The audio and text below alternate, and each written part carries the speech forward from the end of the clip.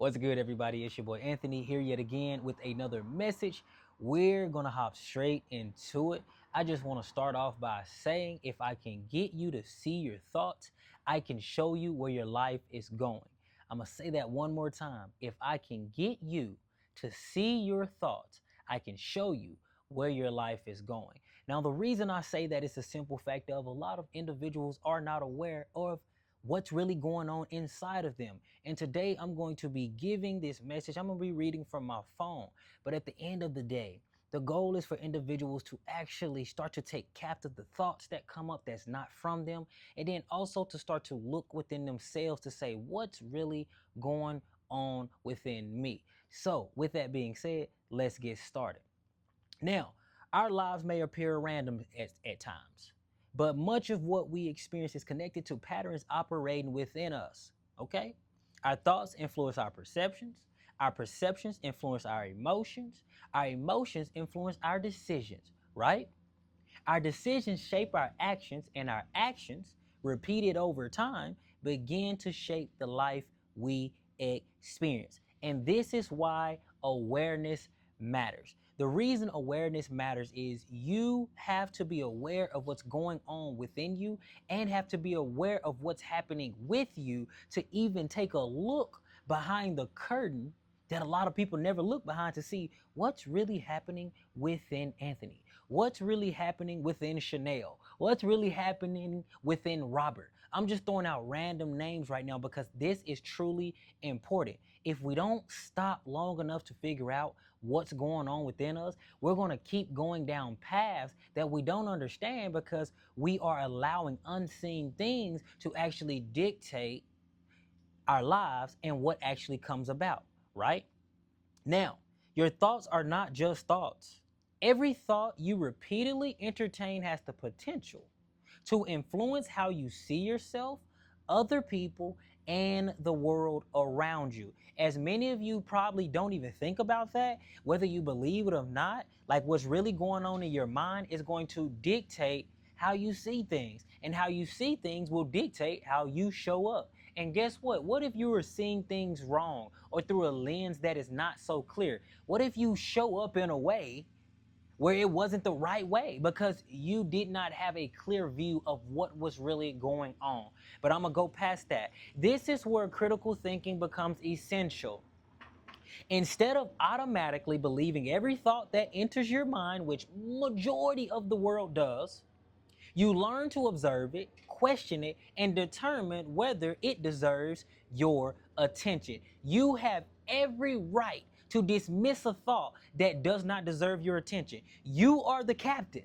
So every thought that pops up, you don't have to be drug away with because you're the one you're witnessing what's happening in your mind. Your thoughts and the thoughts that are not yours that just pop up out of nowhere that's been random from years are suggestions, and you don't have to take hold of those suggestions.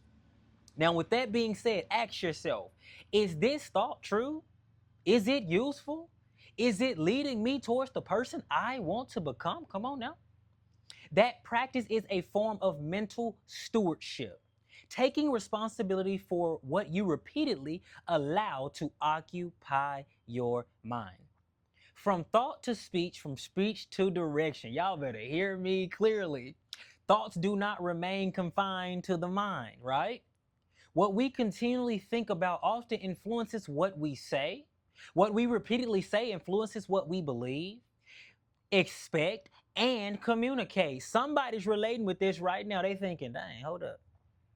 I do be thinking some wild stuff. And then most of the time, the stuff that I'm thinking, I end up saying.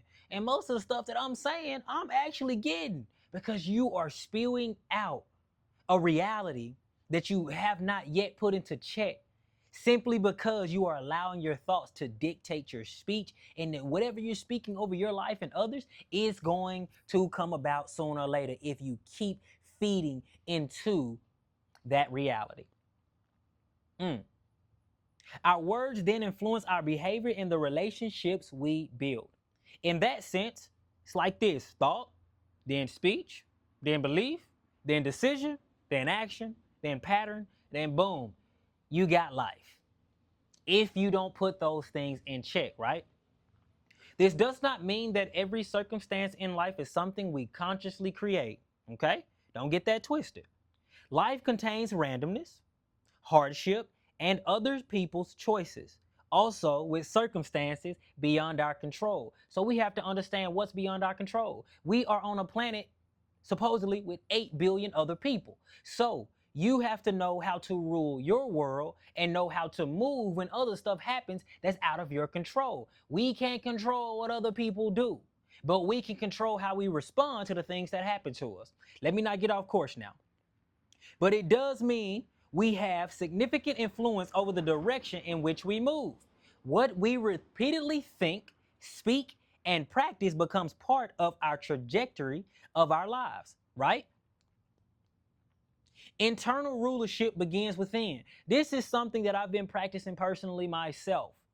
Sitting with myself, learning to sit with the source that's within me, learning to sit with the God that's within me, learning to sit and be still, and learning how to be okay with my inner world and be at peace with what true stillness looks like. A lot of people will never come into the realization that what they call boring is peace, but their eyes have not yet been open to the fact of what boring really is. The thing or the reason most people call boring is the fact of they don't want to sit with themselves. They always have to be active. They always have to be stimulated. If you want to experience God in so many different ways, learn how to sit with yourself and cultivate the world that's within. That means you got to sit with you, okay? Internal rulership begins within. Y'all want to know how Jesus moved the way that he moved? He knew who he was, not only on the outside, but on the inside. True internal rulership begins when you stop allowing every emotion, impulse, fear, or outside opinion to become your commander. Somebody better hear me. Come on now. This does not mean suppressing emotions. It means developing emotional intelligence. Ooh, come on now. The ability to recognize what you are feeling, understand why you are feeling it, and choose how to respond. Choose how to respond. You have to identify what's going on within you. You have to name it. You have to look at it. You have to speak what it is. And then, come on, as it says, choose how you're going to respond. Choose how this is going to affect you. It doesn't have to make you blow up. It doesn't have to make you feel little. It doesn't have to make you feel small. You get to choose what the thoughts, what other people say, what the circumstances are trying to throw at you. You get to choose what it means to you. Either it's going to be big or it's going to be small. But for some people, they just like, okay, it is what it is. I'm learning how to be one of those people. It is what it is. You feel me? You can experience anger without becoming angry. You can experience fear without allowing fear to make every decision. You see, as it says, to allow fear to make every decision. Some of you are moving off fear. Some of you are allowing emotions to rule you and move you. Come on now. And that's not how it's supposed to be. You can experience disappointment without allowing disappointment to define your identity. That space between stimulus and response is where personal authority begins. You are the captain of your ship. Imagine your mind as a ship. Your thoughts are the navigation system. Your emotions are signals from the instruments. Your words are communication sent from the bridge. Your decisions determine the course. If you never examine the navigation system, you may travel for years without realizing you are moving in the wrong direction. Y'all know it's a lot of people out here moving in the wrong direction.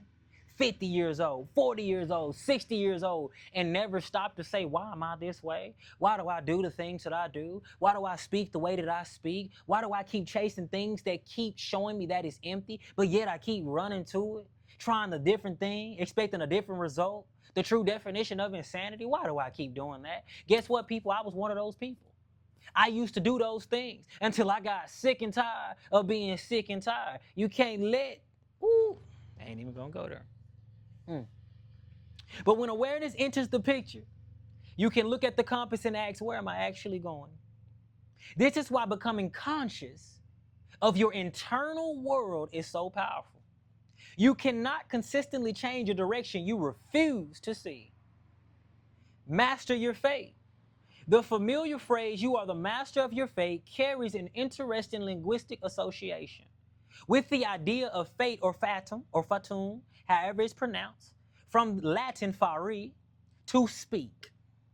While the popular phrase is often connected with personal destiny and self-direction, the deeper metaphor is compelling.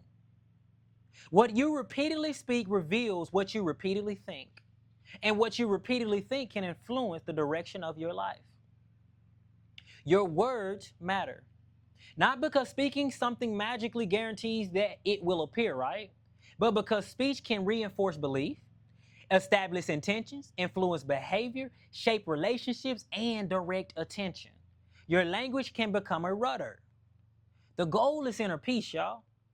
The ultimate objective isn't to control every thought, and I'm learning that myself.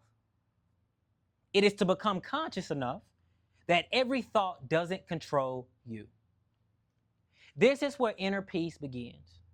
Inner peace is not necessarily the absence of problems, it is the development of an internal center from which you can observe, evaluate, choose, and respond. You see how the power is being placed back into your hands? You see how it's not your emotions dictating the direction of your life? It's you being conscious enough to be able to choose which way you desire to take your ship, which way you desire to actually lead your life. See, a lot of people ain't taught that. They're taught to just go with what they feel and let their emotions dictate the direction of their life. But I desire for individuals to become aware internally of what's going on so that they can learn that they can indeed direct their lives and no one can take that from them. The more aware you become of your thoughts, the more capable you become of questioning them. The more capable you become of questioning them, the more intentional your speech becomes. The more intentional your speech becomes, the more deliberate your decisions can become. And the more deliberate your decisions become, the more consciously you can steer your life. You are not merely a passenger experiencing your life. You are participating in its direction. So pay attention to what is happening within you. Watch your thoughts. Examine your words. Understand your emotions. Question your assumptions. Choose your responses. Guard your attention. Practice mental stewardship. Develop emotional intelligence.